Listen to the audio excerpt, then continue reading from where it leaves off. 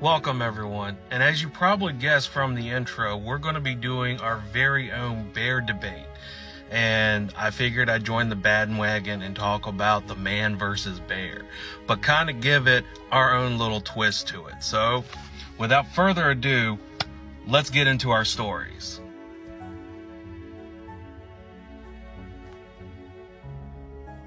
Our first story takes place in Alberta, Canada, back in 2005. More specifically, Canmore, Canada, which is a residence that resides within Alberta, Canada.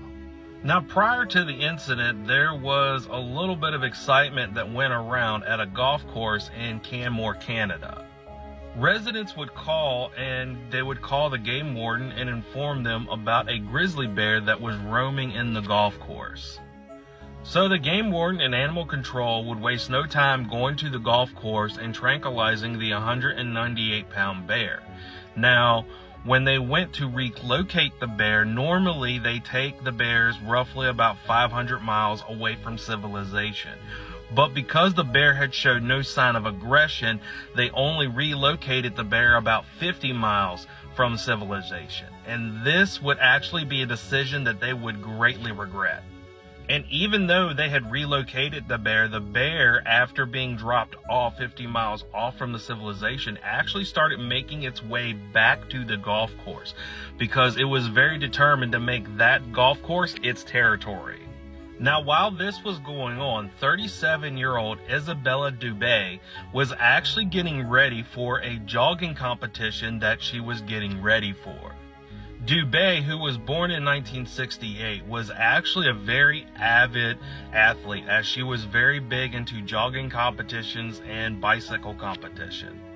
And when she wasn't training and performing these competitions, she was enjoying being a single mother taking care of her child.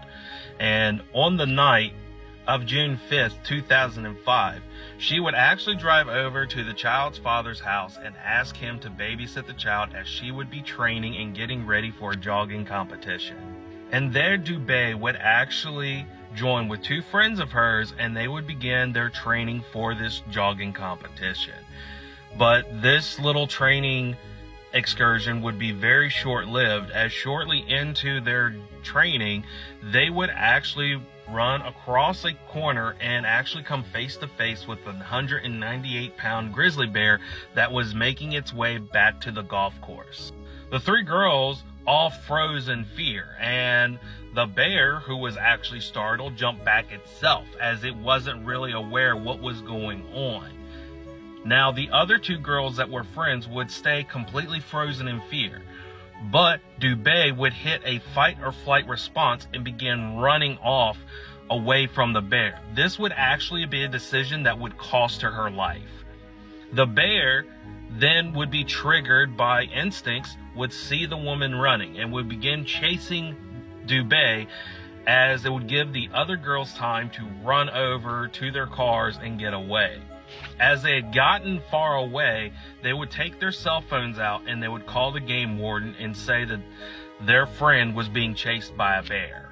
Dubé would actually find a tree and she'll begin climbing this tree, but not far behind her would be the grizzly bear, and this grizzly bear would take its paw and swipe at her and actually hit her ankle. Even though the claws would not hit her, the force from the impact would actually break her ankle, sending Dubé flying onto the ground and skidding 10 feet farther. The bear would then approach Dubé, and his instincts would kick in and he would begin mauling the 37-year-old. The game wardens would actually get to Dubé as the bear was mauling her, and they would unfortunately have to put the bear down. They would rush Dubé to the hospital, but unfortunately she would not survive as well. Since the accident, the game wardens have been more adamant in Canada when relocating an animal to take it at least a couple hundred miles away from civilization.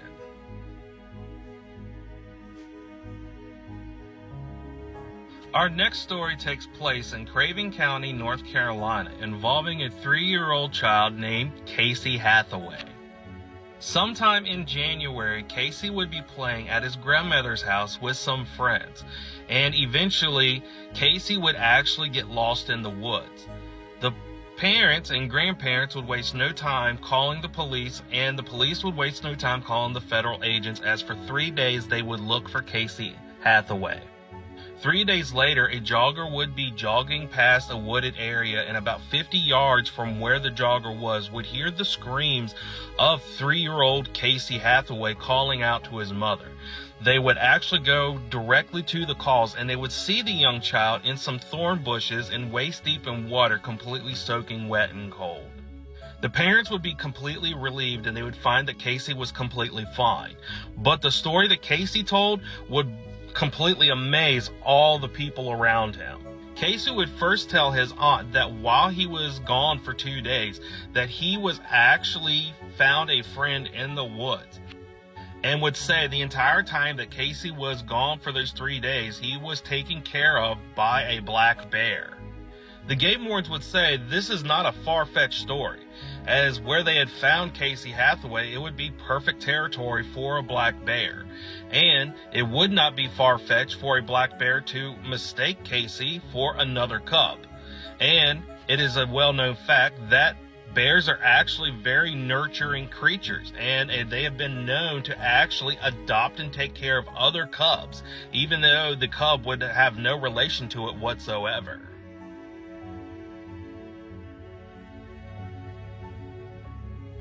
Now, just recently on this app, there's been a great deal of discussion going around between men and women.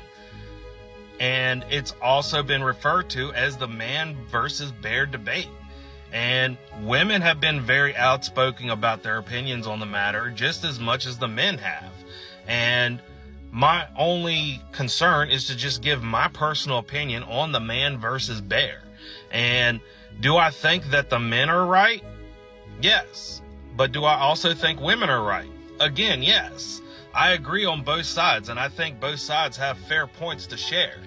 And one of the main concerns that men have always been going around and trying to implicate is that not all men are exactly the same. Again, you are right. But the women have also been talking about how certain men have sat there and done some horrible acts. Again, they are right. And to my point, I don't think this is so much a man versus bear or anything like that. I think it's more us people versus apples. What I mean by that is, if you were to go out and go to a market and you would see this fruit stand and it would have just a beautiful selection of apples, and you would think to yourself, I would actually like a snack before I go home and get something to eat for dinner. And you would take the apple out, and as you're walking, you would take a bite. And you would immediately spit it out, and as you would look down, the apple would be completely rotten to the core. Now, does that mean that every single apple is bad? No. But would you get another apple from there?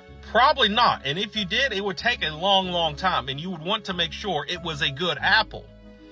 People work in the same way.